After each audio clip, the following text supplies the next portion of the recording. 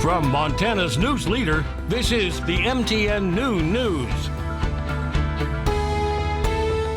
And good afternoon, and thanks for joining us on the Noon News. I'm Andrea Lutz. The trial of Derek Chauvin has gotten underway.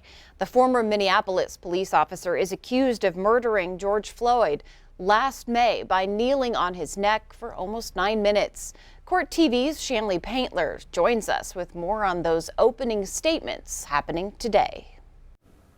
All eyes on Minnesota today as the opening statements in the Derek Chauvin trial are underway inside the Hennepin County Courthouse. George Floyd's death last May sparked worldwide protest and demands for justice. Derek Chauvin faces second and third degree murder charges as well as second degree manslaughter in the death of George Floyd. This morning, Judge Peter Cahill swore in the 14 jurors who will sit and hear evidence in this case. That's 5 men and 9 women. Here's a portion of the state's opening statement.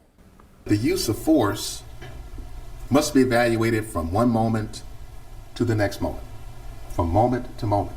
What may be reasonable in the first minute may not be reasonable in the second minute, the fourth minute, or the 9th minute and 29 seconds.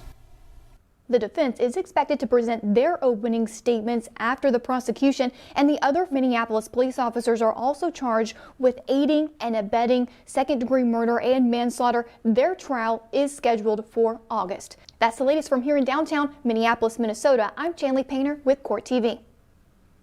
And again, that trial expected to last about 4 weeks. Those 3 other officers charged with aiding and abetting murder and manslaughter, they are due to stand trial in August. A convicted serial killer who abused at least 3 children, murdering 2 of them, has died from brain cancer. Joseph Duncan was awaiting execution in a federal prison in Indiana. In 1997, he tortured and killed 10-year-old Anthony Martinez in Beaumont, California. Duncan then escaped to Idaho, where he kidnapped 9-year-old Dylan Groney and his 8-year-old sister Shasta. He took the children from St. Regis to St. Regis, Montana, sexually assaulting them before shooting Dylan.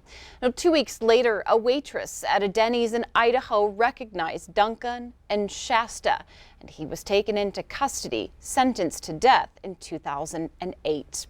People in Blackfoot near Browning are allowed to return to their homes now this afternoon after briefly being evacuated for a wildfire.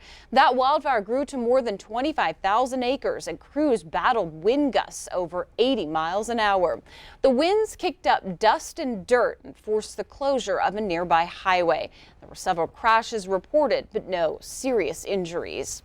There's some tragic news to report out of Carbon County. The body of a 1-year-old girl has been recovered from the Clarks Fork River in an accidental drowning.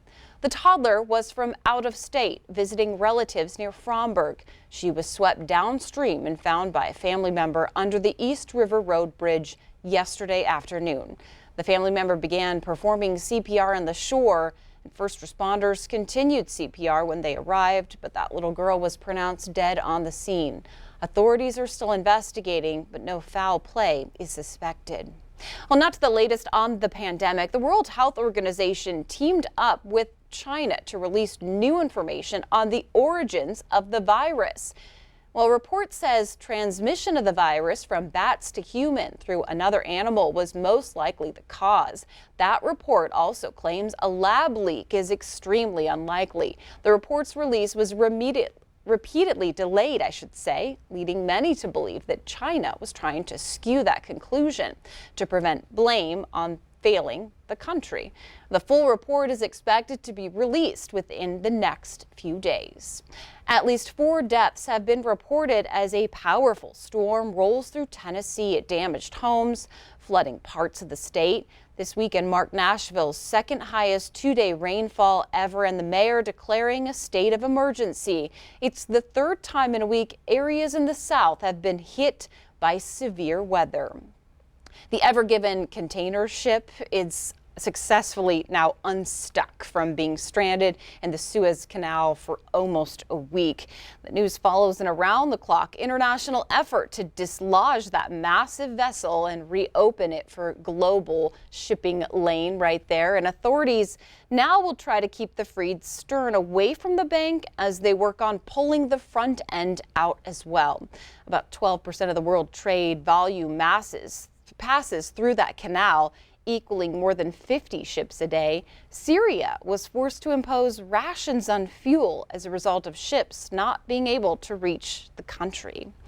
All right, so the Bozeman City Police Chief is continuing towards getting new body cameras for officers. Now, with a newly appointed police chief, the police department says it'll continue on that same path to getting those cameras. The department is working on a contract with a vendor right now, but the city and the police department hope to be working up logistics for getting those into patrol vehicles and public safety in their center there once all of that funding finally comes through. We are absolutely going to take a moment, not move forward with body-worn cameras until we've engaged the community, made sure they understand what it means, make sure we have an opportunity to listen to them and learn from them to help us craft our policies, put together a very robust program, and then we'll add in the body-worn cameras. So Velkamp also says that he, serving as that interim chief of police, appointed to Bozeman as the new police chief earlier last week. He, of course, is heading up that endeavor.